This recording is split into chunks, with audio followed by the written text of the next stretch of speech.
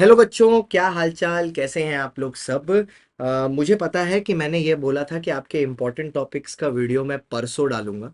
But मैं वो आज ही डाल दे रहा हूँ क्योंकि उसके पीछे दो रीज़न है। आज रात में मैं लाइव एमटीपी नहीं ले पाऊंगा। उसके पीछे रीज़न ये है कि भैया हमारा जो छोटा भाई है वो हैदराबाद से आया हुआ है और वो परसों चला जाएगा। तो आज हम लोग सबको डिनर पर लेके जाने वाला है, तो आते आते हम लोग सबको लेट हो जाएगा। और ना मैं इधर मना कर सकता, ना आप लोगों के साथ कॉम्प्रोमाइज़ कर सकता, क्योंकि आपका भी टाइम नहीं वेस्ट होना चाहिए। तो मैंने ऐसा किया कि मैं आपको इंपॉर्टेंट टॉपिक्स के वीडियोस अभी दे दे रहा हूँ, इंपॉर्टेंट टॉपिक्स आज ही बता दे रहा हूँ एक दिन पहले। और रात में आज 11 बजे मैं आपका आईआरएफ का वन शॉट चला दूंगा, जो कि हम लोग को 9 मई को करना था। तो उसका आज ही हम लोग कर देंगे आईआरएफ का वन शॉट। इजी टॉपिक भी है, ज़्यादा डिफिकल्ट टॉपिक भी नहीं है। आज ही वो वन शॉट करके आप आईआरएफ का ख़त्म कर दो और कल हम लोग एमटीपी सॉल्व करेंगे। इस केस में उन लोग को भी एमटीपी सॉल्व करने का मौका मिल जाएगा 3 घंटा बैठ के, जिनके एमटीपी अभी तक सॉल्व नहीं हुए हैं। प्लस 3 घंटा प्रॉपर बैठ के करना है। दूसरी बात, एडमिट कार्ड से परेशान मत होना। अभी सिर्फ सीए इंटरमीडिएट का एडमिट कार्ड आया है, जो कि उनका एग्जाम 5 तारीख को है, तो बेसिकली 15 दिन पहले 14 दिन पहले आता है। तो आपका तो 15 ही 14 तारीख से है एग्जाम। तो आपका एडमिट कार्ड लगभग लगभग 25-26 अप्रैल के आसपास आएगा। तो आप आराम से बैठो, परेशान मत होना। अब आते हैं आज के इंपॉर्टेंट टॉपिक्स में, कि अब हमारे सिर्फ दो चीज के टॉपिक बाकी रह गए हैं, एक नेगोशिएबल इंस्ट्रूमेंट, दूसरा कॉन्ट्रैक्ट एक्ट। तो नेगोशिएबल इंस्ट्रूमेंट के कौन कौन से टॉपिक हैं सर आपके लिए इंपॉर्टेंट, एक बार उनको आपकी नजरों के सामने देख लेते हैं। ठीक है, सबसे पहले बिल्स ऑफ एक्सचेंज। अरे क्या हो गया, ओ सॉरी, ये मैं यूज नहीं करता ये कभी, इसीलिए इसमें इतनी प्रॉब्लम। क्या हो गया ये,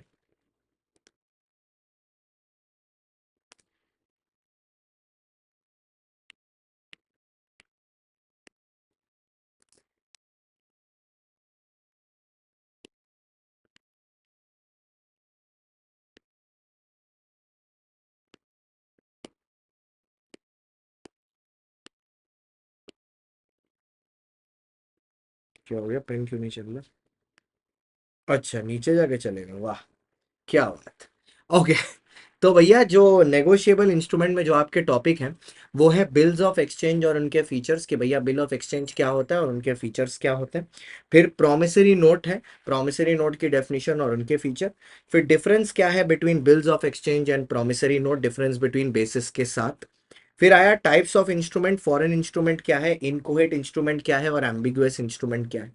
फिर आया सेक्शन 138 डिसऑनर ऑफ चेक, कि चेक को किस तरह से डिसऑनर किया था। तो बहुत ही इंपॉर्टेंट सेक्शन है, specially for case study.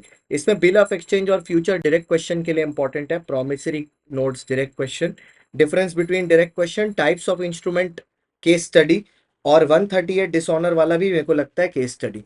Presentment में अगर आप सब नहीं कर पा रहे हो तो एटलीस्ट सेक्शन नंबर 61, 66, 67 और 68 तो जरूर से कर लीजिएगा, ये इंपॉर्टेंट टॉपिक्स हैं। ठीक है, इसके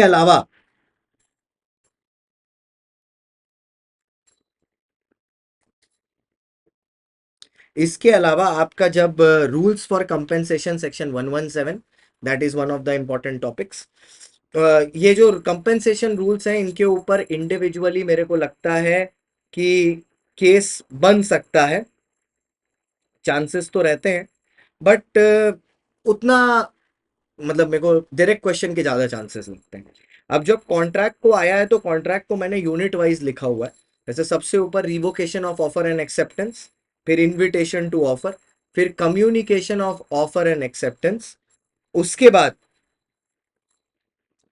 प्रिविटी ऑफ कॉन्ट्रैक्ट, फिर अग्रीमेंट विदाउट कंसिडरेशन जो सेक्शन नंबर 25 है, फिर कोर्शन फ्रॉड और इन दोनों के बीच में difference, agreements against public policy, ये तो डायरेक्ट क्वेश्चन आना ही आना है, पहले भी आ चुका है एक दो अटेम्प्ट पहले भी। Agreements where consideration is unlawful, कब उसको अनलॉफुल माना जाता है।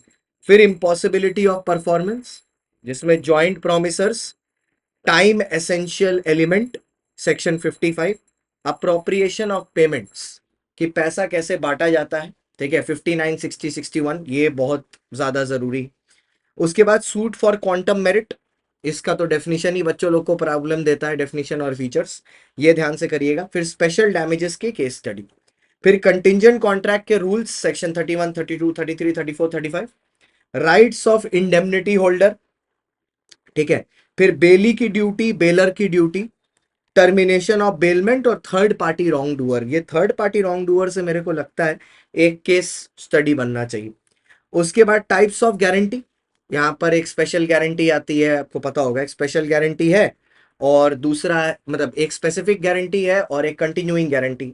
फिर श्योरिटी का डिस्चार्ज, फिर श्योरिटीज राइट अगेंस्ट को surety and creditor, general lien and particular lien का डिफरेंस बिटवीन, इससे रिलेटेड डिफरेंस बिटवीन अगर आपको प्रॉब्लम हो रही हो तो डिफरेंस बिटवीन की पूरी वीडियो भी यूट्यूब पर है मेरी, नाम लिख लीजिएगा डिफरेंस बिटवीन शांतम गुप्ता, सारे चैप्टर्स के डिफरेंस बिटवीन एक साथ, और उसका पीडीएफ निमोनिक बना के भी आपके वो जो नीचे नोट्स वाला लिंक है उसी में है। फिर एजेंट्स इमरजेंसी एंड नेसेसिटी, ठीक है, वो भी, revocation of agency, right and liability towards third party, सब एजेंट वर्सेस सब्स्टिट्यूट एजेंट, और लास्ट में टर्मिनेशन ऑफ एजेंसी। ये कंप्लीट लिस्ट अब अपलोडेड है आपके वो नोट्स वाले कॉलम में। अब मैं इसके बाद तो सिर्फ एक ही बात बोलूंगा, ऑल द बेस्ट, लेकिन अभी भी हमारे साथ बने रहिए क्योंकि अभी तो कहानी शुरू हुई है, अभी तो लड़ाई बाकी है। अब आज रात में प्लीज 11 बजे यार डिलीजेंटली बैठ के वन शॉट खत्म कर देना आईआरएफ का। ऐसे आईआरएफ को हल्के में मत लेना, 6 नंबर का बहुत ब्यूटीफुल टॉपिक है जिसमें आराम से आप 4 से 5 नंबर एग्जाम में स्कोर कर सकते हो, और 6 भी अगर एग्जामिनर अच्छा है तो। सो आई होप आप आज के दिन मेरे को थोड़ा सा इजाजत देंगे कि एक दिन मैं फैमिली के साथ चले जाऊं अपनी दूसरी फैमिली के साथ, कल आपके साथ वापस आऊंगा और आपके साथ एमटीपी करूंगा। Thank you so much for watching guys, मैं आपका दोस्त, आपका होस्ट, आपका एजुकेटर, सी एस शांतम गुप्ता। 11 बज गया है, लेक्चर एंजॉय करिए।